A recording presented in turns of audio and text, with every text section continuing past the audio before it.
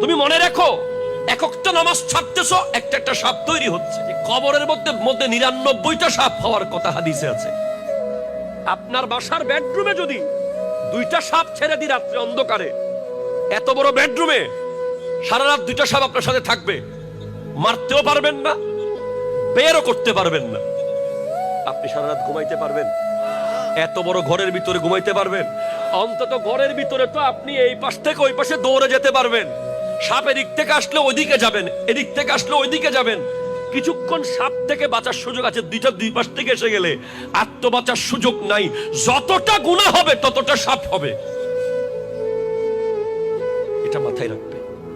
যত ওয়াক্ত নামাজ ছাড়বেন ততটা সাপ কবরে তৈরি হবে, এটা মাথায় রাখবেন।